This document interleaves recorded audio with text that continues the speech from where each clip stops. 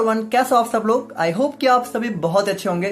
तो आज की वीडियो में हम लोग फाइनली बात करेंगे अपने पैथोफिजियोलॉजी यूनिट 4 के इंपॉर्टेंट क्वेश्चंस एंड उनके सोल्यूशन के बारे में।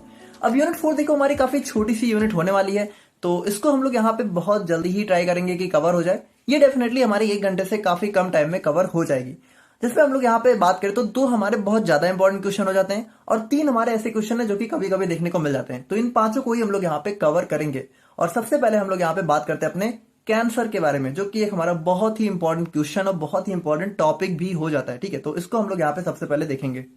तो बात करें हम लोग यहाँ पे कैंसर के बारे में, तो देखो कैंसर एक ऐसा नाम है जिससे आप सभी अनजान तो हो नहीं। ठीक है, आप सभी ने इसका नाम जरूर सुन रखा है और इसको यहाँ पे एक बहुत ही डेंजरस, बहुत ही हार्मफुल डिजीज के नाम से हम लोग जानते हैं, जिसके होने पे यहाँ पे इंसान के बचने के चांसेस काफी कम हो जाते हैं। और आज के दिन में भी इसकी कोई एग्जैक्ट दवा नहीं बन पाई है। ऑल्दो कुछ हमारी जैसे कीमोथेरेपी वगैरह होती है, लेकिन उससे भी यहाँ पे आप सभी को पता है कि 100% रिजल्ट मिले इसके कोई चांसेस नहीं होते हैं। ठीक है, कुछ केसेस में पेशेंट सर्वाइव कर जाते हैं, बट कुछ केसेस में यहाँ पे पेशेंट्स यहाँ पे मौत, मतलब उनकी मौत ही डेथ हो जाती है। ठीक है, तो आखिर ये कैंसर इतना, मतलब इसके अंदर ऐसा होता क्या है कि इसकी दवा ही नहीं मिल पा रही है, और इसके अंदर ऐसी क्या चीजें हैं कि इसका ट्रीटमेंट अगर करा भी जाता है, ठीक है, तो वो भी क्यों सक्सेसफुल नहीं होता है और क्यों ट्रीटमेंट में बहुत सारे इसके साइड इफेक्ट होते हैं, वो सारी चीजें हम लोग थोड़ा सा देखेंगे।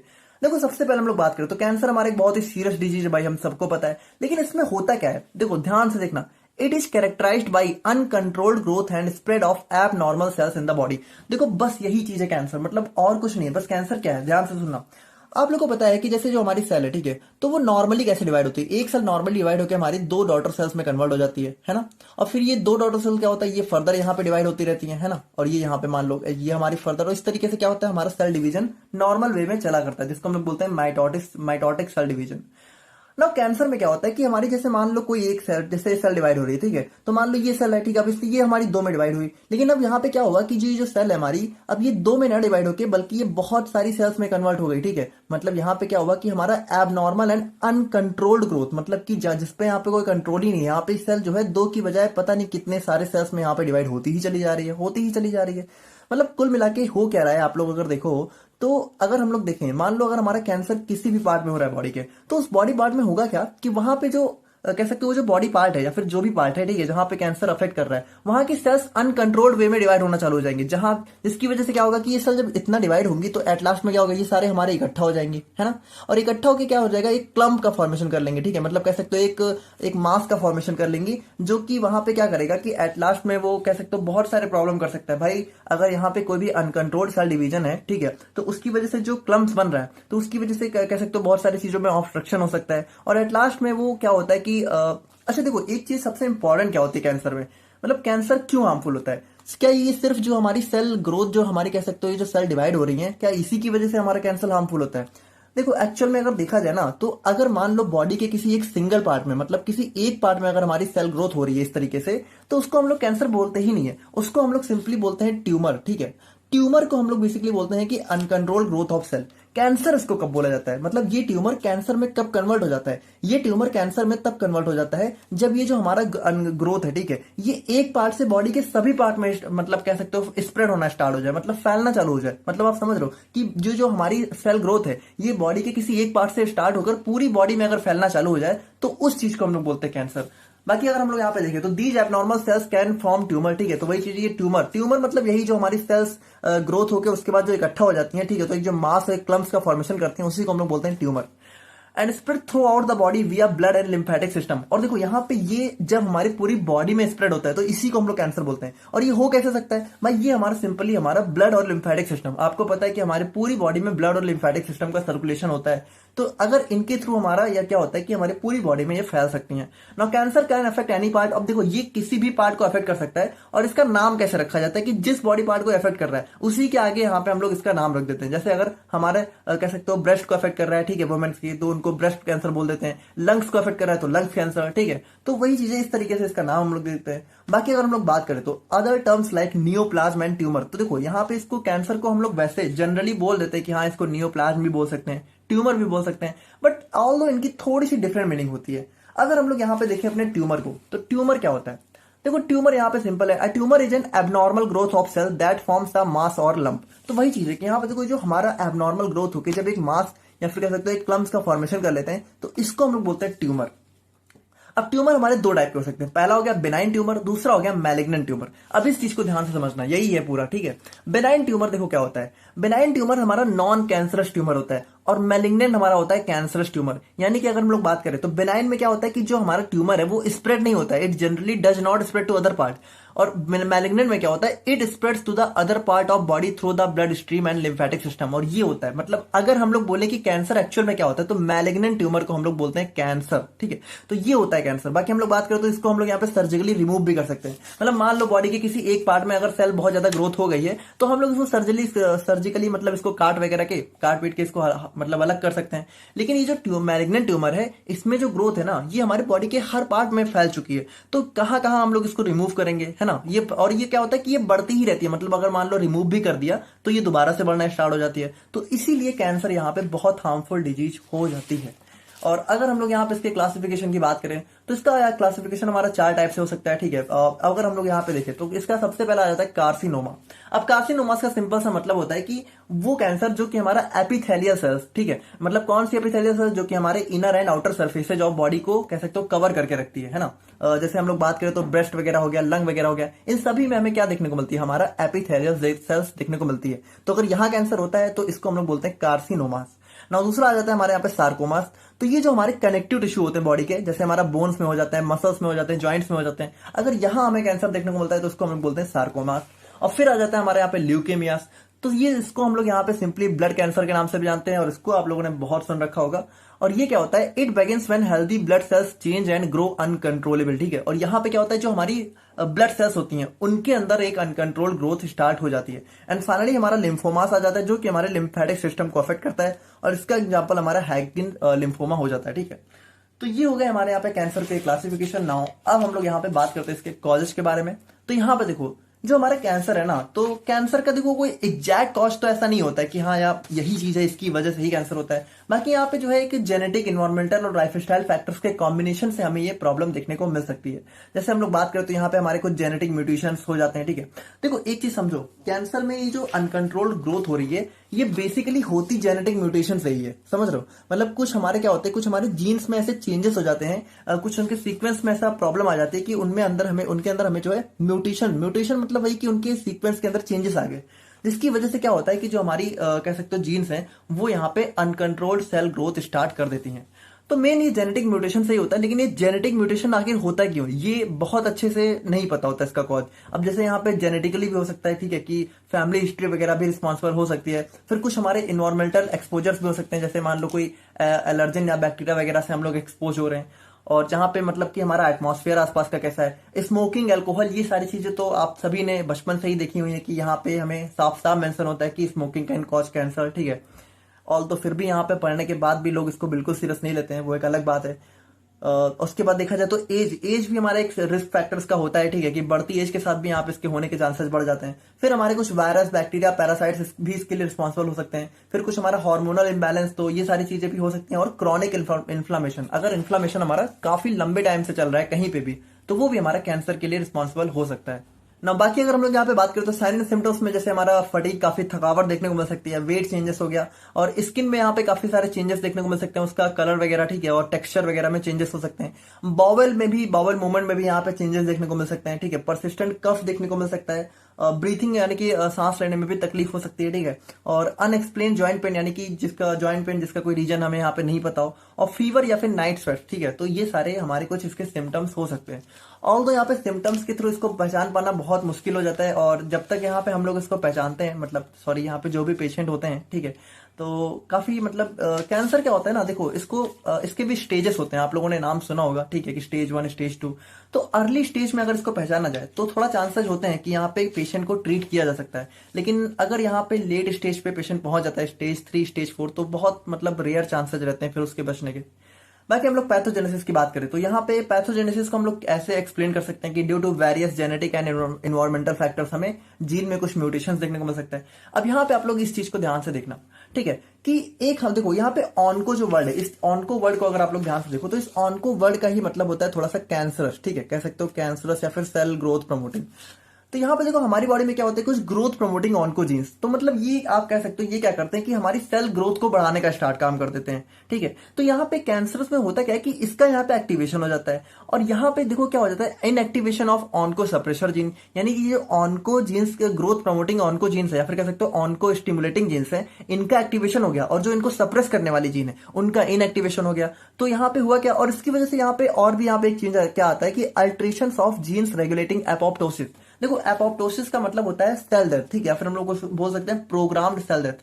देखो इसमें क्या होता है कि जैसे हमारी बॉडी में एपोप्टोसिस की भी प्रोसेस होती है, जिसके थ्रू क्या होता है कि जो सेल हमारी खराब हो जाती है या फिर जिस सेल का हमारी बॉडी में काम नहीं होता है, ठीक है, तो उसको यहाँ पे एपोप्टोसिस के थ्रू यहाँ पे रिमूव कर देती है। लेकिन यहाँ पे जो सेल ग्रोथ हमारी एबनॉर्मल हो जाती है, तो यहाँ पे क्या होता है कि हमारा एपोप्टोसिस भी अच्छे से काम करना बंद कर देता है, ठीक है, मतलब यहाँ पे भी हमारे अल्ट्रेशन आ जाते हैं। दूसरे यहाँ पे जो इनको प्रमोट करने वाले जीन्स है उनका एक्टिवेशन हो जाता है, और जो इनको सप्रेस मतलब ये जो सेल ग्रोथ को सप्रेस करने वाले जीन्स है इनका यहाँ पे इनएक्टिवेशन हो जाता है। और इन सभी की वजह से अल्टीमेटली हमें क्या देखने को मिलता है, हमारा एबनॉर्मल सेल डिवीजन, जिसकी वजह से क्या होता है कि हमारे सेल्स प्रोलिफरेट। देखो प्रोलिफरेशन का मतलब यहाँ पे होता है कि ये सभी सेल्स यहाँ पे इकट्ठा होना स्टार्ट हो जाती है, ठीक है, एक जगह पे, और इनकी वजह से हमें क्या होता है, एक ट्यूमर का फॉर्मेशन देखने को मिल जाता है। अब ट्यूमर की वजह से अब यहाँ पे देखो क्या होता है, अब यहाँ से हमें यहाँ पे जो है, अगर हमें यहां से देखो यहां तक की स्टेज को हम लोग बोलते हैं बेनाइन ट्यूबर। अब यहां से अगर ये मेटास्टेसिस के स्टेज में चला जाता है, मेटास्टेसिस मतलब कि यहां पे एक जगह से यहाँ पे बॉडी के अगर अलग अलग पार्ट्स में ये फैलना स्टार्ट हो जाता है, तो फिर यहाँ पे ये कन्वर्ट हो जाता है मैलिग्नेंट ट्यूमर में,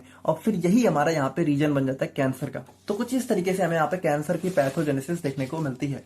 नाउ अगर हम लोग यहाँ पे बात करेंगे अपने कॉम्प्लिकेशंस की, तो मतलब कॉम्प्लिकेशंस मतलब क्या है कि कैंसर के वजह से क्या क्या हो सकता है, जैसे हमारा ऑर्गन डिस्फंक्शन हो सकता है, ठीक है, काफी ज्यादा जो पेन हो सकता है, इन्फेक्शन वगैरह, कॉग्निटिव एंड इमोशनल इफेक्ट्स, तो मतलब यहाँ पे मूवमेंट वगैरह में भी, और इमोशनल मतलब सिंपल सी बात है भाई, अगर किसी को कैंसर हो जाता है तो उसकी इमोशनल स्टेट का पता उसी को होता है, ठीक है, कि उस पर क्या बीत रही होती है। फिर हमारे गट इश्यूज भी देखने में, और एट लास्ट में तो यहाँ पे डेथ हो ही जाती है, ठीक है, अगर यहाँ पे काफी सीवियर स्टेज में जा चुका है कैंसर। ना ट्रीटमेंट की बात करें तो ट्रीटमेंट देखो यहाँ पे इसका क्या क्या अप्रोच हो सकते हैं ट्रीटमेंट के।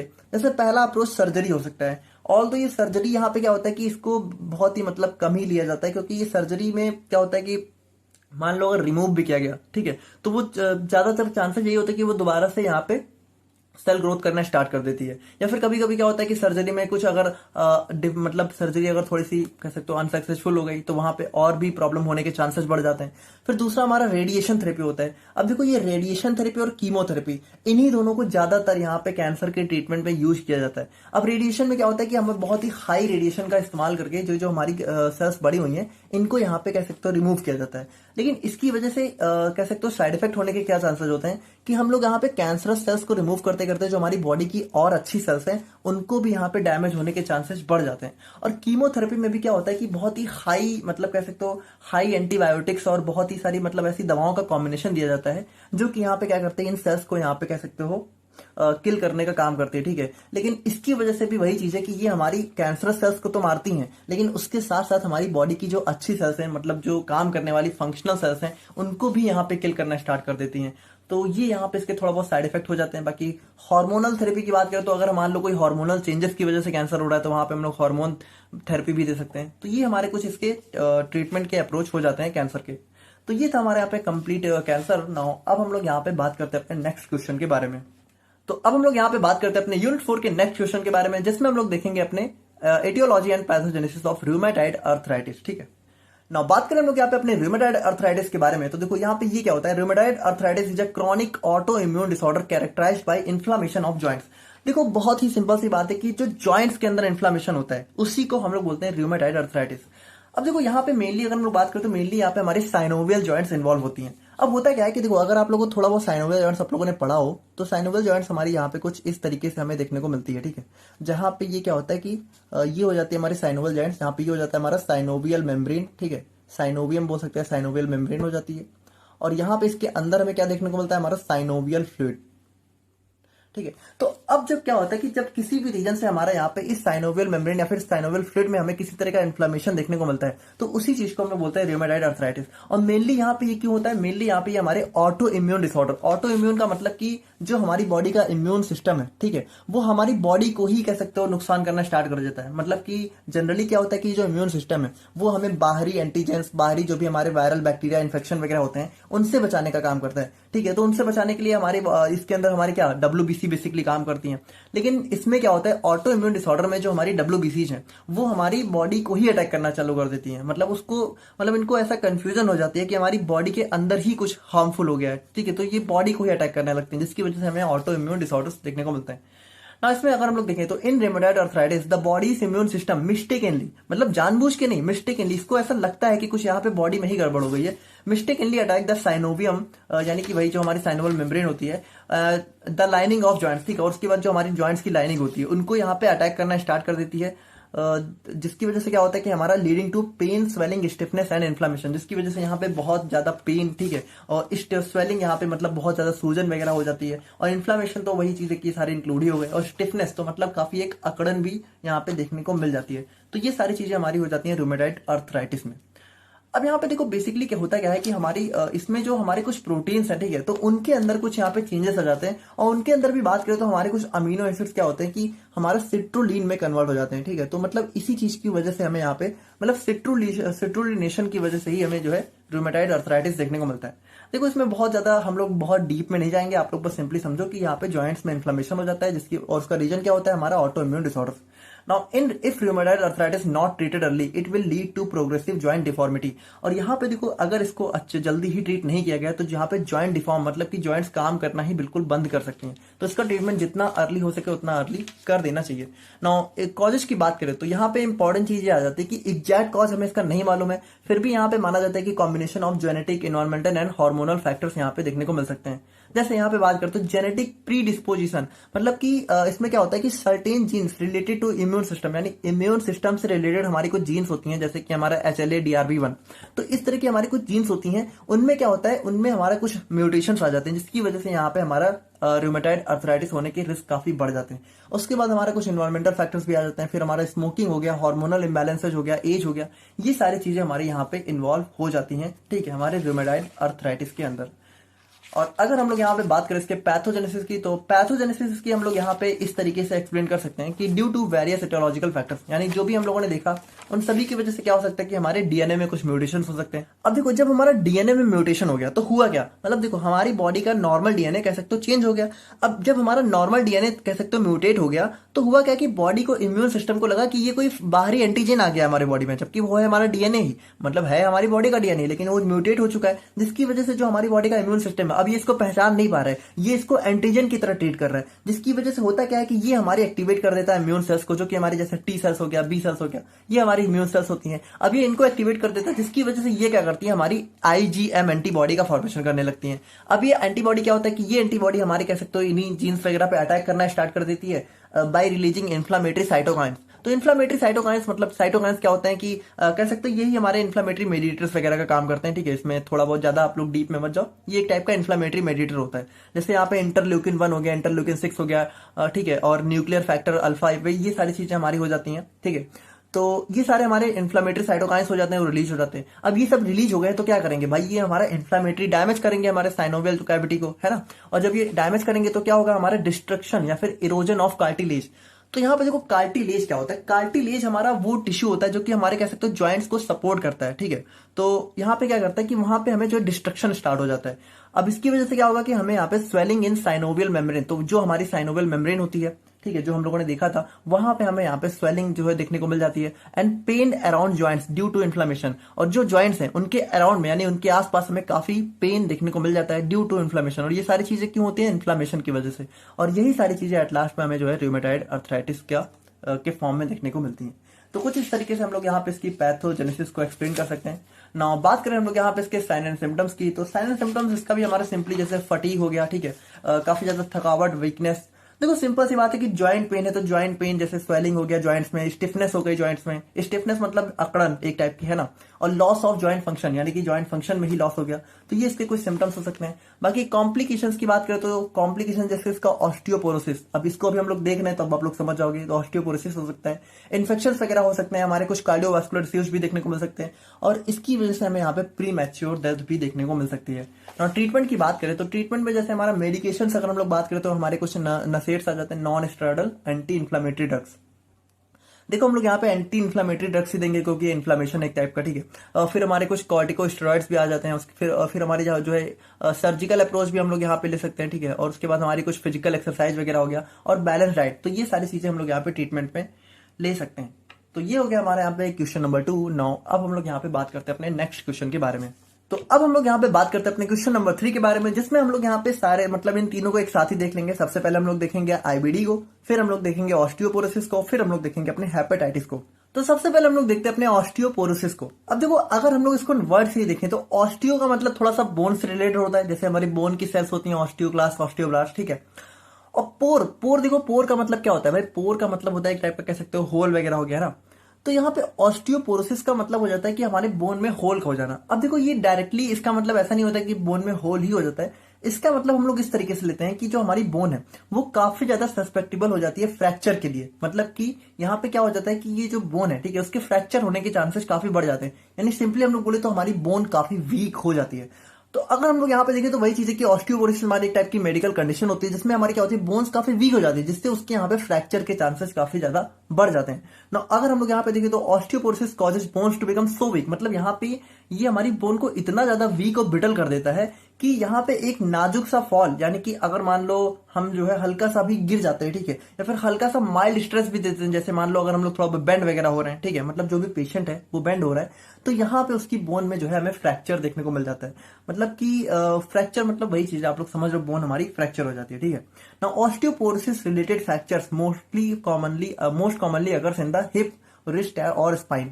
तो अगर हम लोग बात करें कि ऑस्टियोपोरोसिस मतलब किन बोन्स में ज्यादा देखने को मिलता है, तो जो हमारी हिप की बोन होती है, ठीक है, और जो हमारी रिस्ट होती है, जो हमारी कलाई की बोन होती है, और जो हमारी स्पाइन होती है, ठीक है, तो स्पाइन की जो बोन्स होती हैं, तो वहां इन सब में जो है हमें ज्यादा ऑस्टियोपोरोसिस देखने को मिलता है ना। कॉजेज की अगर हम लोग बात करें तो कॉजेज हमारे यहाँ पे जैसे इसका एजिंग इसका एक बहुत ही मेजर कॉज होता है कि टाइम बढ़ने के साथ साथ हमारी जो बोन्स हैं वो डेफिनेटली काफी ज्यादा कमजोर हो जाती हैं, जिसकी वजह से यहाँ पे उनमें फ्रैक्चर वगैरह के चांसेस काफी बढ़ जाते हैं। फिर हमारे कुछ हार्मोनल चेंजेस, जैसे कि अगर हम लोग बात करें तो मेल्स में यहाँ पे टेस्टोस्टेरोन भी हमारे बोन की ग्रोथ वगैरह के लिए काफी रिस्पॉन्सिबल होता है, एंड वुमेन्स में स्पेशली हमारा एस्ट्रोजन, ठीक है। तो अगर यहाँ पे एस्ट्रोजन वगैरह के लेवल्स में काफी ज्यादा डाउनफॉल देखने को मिल रहा है तो वहां पे भी चांसेस बढ़ जाते हैं हमारे बोन कह सकते हो ऑस्टियोपोरोसिस।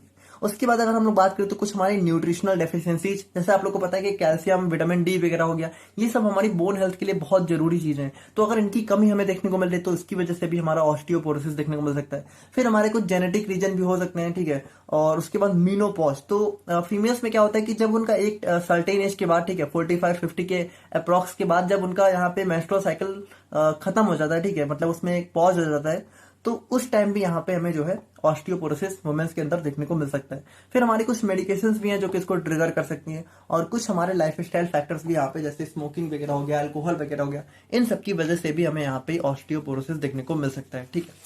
नाउ अगर हम लोग यहाँ पे इसकी पैथोजेनेसिस के बारे में बात करें तो यहाँ पे देखो इसकी पैथोजेनेसिस को समझने से पहले आप लोग यहाँ पे दो चीजें समझो।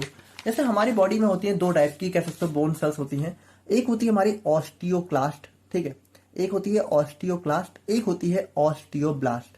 अब देखो ये जो ऑस्टियोब्लास्ट है ना, ये क्या करते हैं, ये हमारी कह सकते हो बोन्स को जो है बोन की ग्रोथ और ठीक है बोन की डेवलपमेंट में काफी ज्यादा मेजर रोल प्ले करती है। और जो ऑस्टियोप्लास्ट है ये क्या करते हैं, ऑस्टियोक्लास्ट है ये क्या करते हैं, ये कह सकते हो बोन्स को थोड़ा सा कह सकते हो मतलब बोन को जो है थोड़ा बहुत मतलब कह सकते हो डिस्ट्रॉय करने का काम करती हैं। अब ये डिस्ट्रॉय करने का काम करने वाली सेल्स हमारी बॉडी में क्यों होती हैं? देखो होता क्या है कि जब हम लोग यहाँ पे अपनी ग्रोथ स्टेज में होते हैं तो कभी कभी हमारी बोन्स बहुत ओवर ग्रो कर जाती हैं, ठीक है, जितनी जरूरत नहीं होती है। तो अगर वो ओवर ग्रो कर जाए, ठीक है, तो उसको यहाँ पे कह सकते हो एक नॉर्मल शेप में लाने के लिए भी हमारी बॉडी में कुछ मैकेनिज्म होना चाहिए, तो वो हमारे ऑस्टियोक्लास्ट का होता है। लेकिन इन दोनों का एक बैलेंस होता है जिसकी वजह से हमें अपनी हमारी बॉडी में प्रॉपर शेप्स की बोन्स देखने को मिलती हैं। लेकिन अगर यहाँ पे इनके बैलेंस में कुछ डिस्टर्बेंस हो जाए, इम्बैलेंस हो जाए, तो ऑस्टियोब्लास्ट अगर हमारा कम हो जाए या फिर ऑस्टियोब्लास्ट अगर हमारा बढ़ जाए, ठीक है, तो इन सभी चीजों से हमारा क्या हो सकता है, हमारा जो है यही हमारा ऑस्टियोपोरोसिस देखने को मिल सकता है।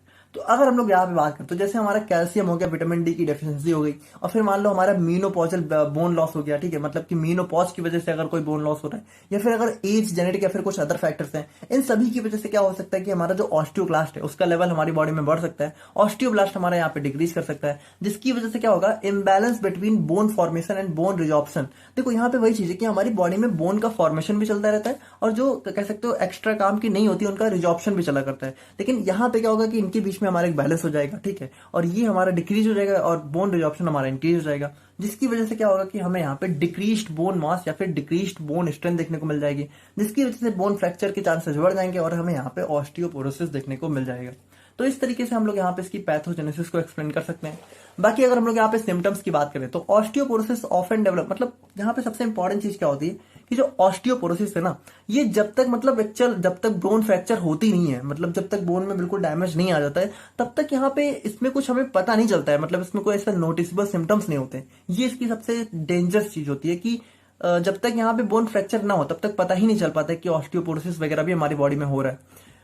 हाउएवर हमारे यहाँ पे कुछ साइन एंड सिम्टम्स हो सकते हैं, जैसे हमारा बैक पेन हो गया, हाइट लॉस हो गया। हाइट लॉस का मतलब आप समझ रहे हो कि मतलब ऐसा नहीं कि हाइट छोटी रह गई, हाइट लॉस का मतलब कि हाइट आपकी एक एज तक, मतलब पहले एक नॉर्मल शेप में थी लेकिन उसके बाद यहाँ पे थोड़ी कम हो गई, ठीक है। तो ये सब क्यों हो सकता है, क्योंकि बोन डिफॉर्म हो रही है, समझ रहे हो, हमारी बॉडी की बोन जो है वो डिफॉर्म हो रही है, तो उसकी वजह से हमें हाइट लॉस देखने को मिल सकता है। और फिर इमोबिलिटी और स्टिफनेस, ठीक है, तो मूवमेंट का लॉस हो सकता है और हमें यहाँ पे कुछ अकड़न वगैरह देखने को मिल सकती है।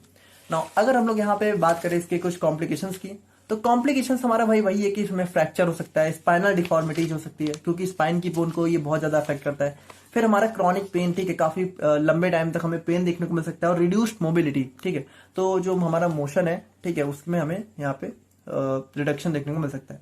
ना ट्रीटमेंट की बात करें तो ट्रीटमेंट में हम लोग यहाँ पे बिस्फॉस्फेटेज हो गया, और जहाँ पे हमारे जो है रैलोक्सिफिन हो गया, ठीक है, तो ये सारी हमारे कुछ मेडिसिन हो सकती हैं। फिर हमारा हार्मोनल रिप्लेसमेंट थेरेपी, तो मान लो अगर हार्मोन की वजह से हो रहा है, एस्ट्रोजन वगैरह के डिक्रीज होने की वजह से हो रहा है, तो हम लोग यहाँ पे हार्मोनल रिप्लेसमेंट थेरेपी दे सकते हैं। फिर हमारा कैल्सिटोनिन, ये हमारा एक टाइप का हार्मोन होता है जो कि हमारी बोन डेंसिटी को बढ़ाने का काम कर सकता है, तो इसको भी हम लोग यहाँ पे बाहर से ले सकते हैं। और फिर हमारे कुछ लाइफ स्टाइल मॉडिफिकेशन भी हम लोग यहाँ पे कर सकते हैं, जिसकी वजह से यहाँ पे, तो ये सारी चीजें हम लोग यहाँ पे ट्रीटमेंट के लिए अप्रोच कर सकते हैं अपने ऑस्टियोपोरोसिस में।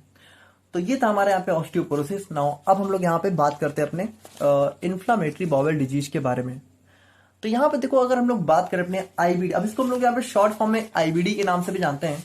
अब देखो यहाँ पे सबसे पहले आप लोग ये समझो कि बॉवेल मतलब क्या होता है। देखो बॉवेल मतलब वैसे तो देखा जाए तो बॉवेल एक्चुअल में तो हमारा सिर्फ इंटेस्टाइन को ही कह सकते हो डिफाइन करता है, ठीक है, बॉवेल का मतलब होता है इंटेस्टाइन। अब ये लार्ज स्मॉल कुछ भी हो सकती है, लेकिन जनरली ये क्या होता है कि बॉवेल को हम लोग कंप्लीट जीआईटी के लिए भी शो कर देते हैं, ठीक है, मतलब जो हमारा पूरा गैस्ट्रो इंटेस्टाइनल ट्रैक्ट होता है माउथ से लेके एनस तक, तो उसमें भी हम लोग यहाँ पे बॉवेल वर्ड का नॉर्मल बोलचाल की भाषा में इस्तेमाल कर लेते हैं।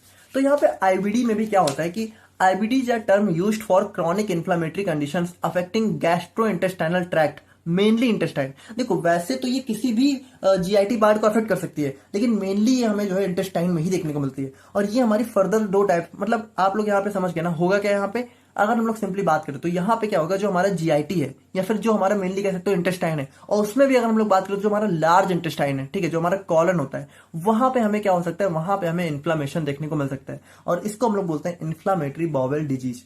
और ये हमारे यहाँ पे दो टाइप के होते हैं, पहला हो गया क्रॉन्स डिजीज और दूसरा हो गया अल्सरेटिव कोलाइटिस। देखो बहुत ही सिंपल है, क्रॉन्स डिजीज का सिंपल सा मतलब है कि अगर मान लो जो हमारा जीआईटी है, ठीक है, यानी मोस्टली हम अगर जीआईटी की में भी बात करें तो मोस्टली हमारा क्या होता है, जो हमारा इलियम होता है, इलियम क्या होता है, last part of small intestine, ठीक है, और जो हमारा कॉलन होता है, कॉलन का मतलब हमारा लार्ज इंटेस्टाइन।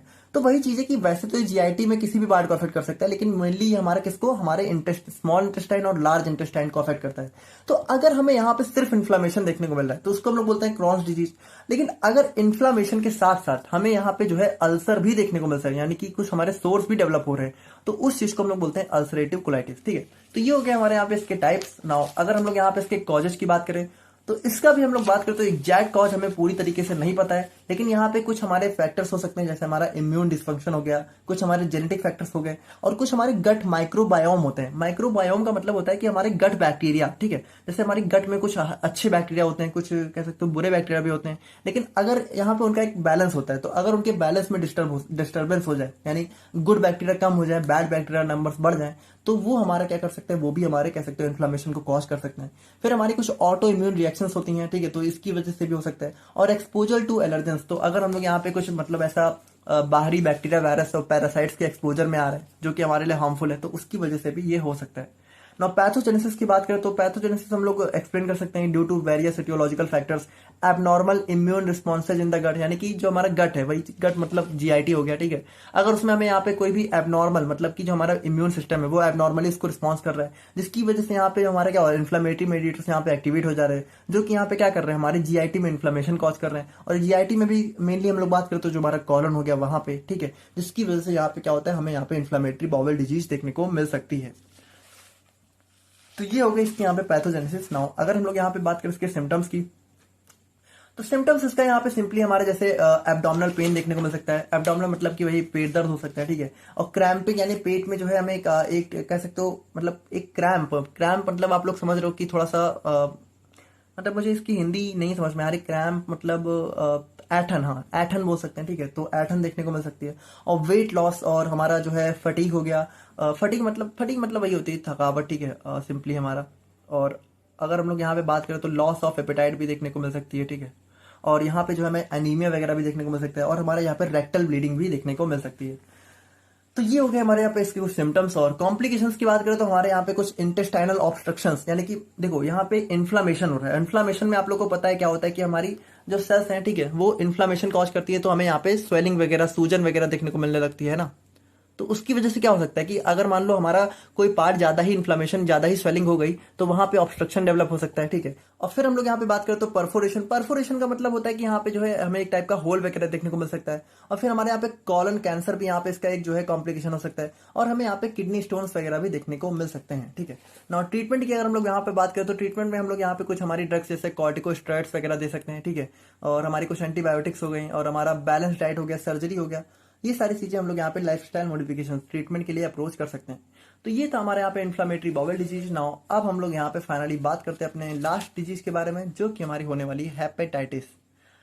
अब यहाँ पे हेपेटाइटिस क्या होता है, देखो यहाँ पे जो हमारा यहाँ पे हेपेटाइटिस में देखो जो हमारा हेपेटो वर्ड है, ठीक है, तो ये हमारे थोड़ा सा कह सकते हो लिवर सेल्स के लिए डिनोट किया जाता है। और देखो किसी भी मतलब अगर किसी भी वर्ड के लास्ट में आप लोग को आइटिस लगा मिल जाए, ठीक है, तो आइटिस का मतलब होता है इन्फ्लामेशन। सिंपल मतलब बिल्कुल सिंपल समझ लो कि अगर कहीं भी आइटिस आप लोग को देखने को मिले तो उसका सिंपल सा मतलब होता है इन्फ्लामेशन।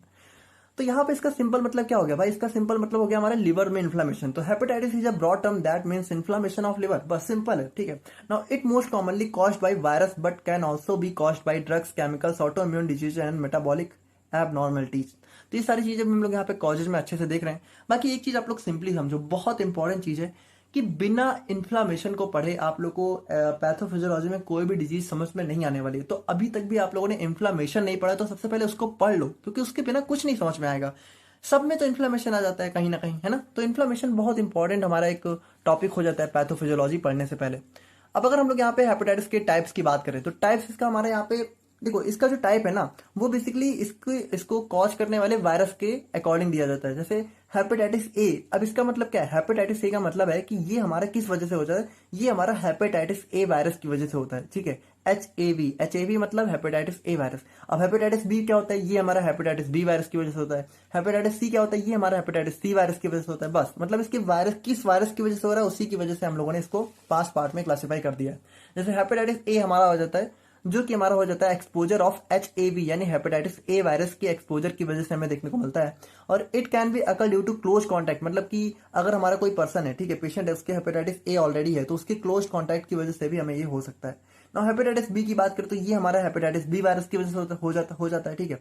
और इट कैन बी और जो इसका ट्रांसमिशन है वो यहाँ पे कैसे हो सकता है, जैसे ब्लड, सेक्सुअल कॉन्टैक्ट या फिर मदर टू बेबी, ये हमारे इस तरीके से एक पर्सन से दूसरे पर्सन में जा सकता है। और हेपेटाइटिस सी वायरस की बात करें तो हेपेटाइटिस सी की बात करें तो ये हमारा होता है हेपेटाइटिस सी वायरस की वजह से। और ये हमारा ट्रांसमिट हो सकता है by blood to blood contact. जैसे कि अगर मान लो कोई पेशेंट है, ठीक है, उसको पहले से हेपेटाइटिस सी था और वो उसके अंदर मान लो कोई नीडल यूज की गई, ठीक है, और उसी नीडल को किसी मतलब जनरल पेशेंट में, मतलब किसी दूसरे हेल्दी पेशेंट में यूज कर दिया तो उसके अंदर भी यहाँ पे हेपेटाइटिस सी डेवलप हो सकता है, ठीक है। या फिर हमारे मान लो कोई कंटामिनेटेड मेडिकल इक्विपमेंट है, यानी कि मान लो कोई मेडिकल इक्विपमेंट है जो कि मतलब अच्छा नहीं है, ठीक है, कंटामिनेटेड है, ठीक है, प्योर नहीं है, तो यहाँ पे उसकी वजह से भी हमें यहाँ पे देखने को मिल सकता है हेपेटाइटिस सी। और हेपेटाइटिस डी की बात करें तो यहाँ पे सिंपल है, ये हमारा HDV हेपेटाइटिस डी वायरस की वजह से होता है, और ये हमारा ब्लड बॉडी फ्लूइड्स और उन सब की वजह से ट्रांसमिट होता है। और यहाँ पे ये क्या कर सकता है, ध्यान से देखना कि जो हमारा हेपेटाइटिस बी वायरस है, अगर उसकी वजह से मान लो हमारा कोई हेपेटाइटिस हुआ है, ठीक है, हेपेटाइटिस बी हुआ है, तो वो उसकी कंडीशन को और ज्यादा वर्सन कर सकता है, मतलब और ज्यादा खराब कर सकता है। और हेपेटाइटिस ई की बात करें तो ये हमारा जो है HEV वायरस की वजह से होता है, और यहाँ पे ये हमारा फीकल और ओरल रूट से हमारा यह ट्रांसमिट हो सकता है। और जनरली ये हमारा जो है एक्यूट होता है और सेल्फ लिमिटिंग, मतलब कि ये ज्यादा हार्मफुल नहीं होता है और खुद ही यहाँ पे लिमिट हो जाता है, मतलब खुद ही यहाँ पे कह सकते हो अपने आप को खत्म भी कर लेता है। और कॉजेज की बात करें तो कॉजेज जैसे इसका यहाँ पे हमारे कुछ वायरल इन्फेक्शन हो सकते हैं, ठीक है, alcohol consumption, medication, autoimmune disorders, toxin and chemicals, metabolic disorders और non alcoholic fatty liver disease, ये सारे इसके यहाँ पे कॉजेज हो सकते हैं।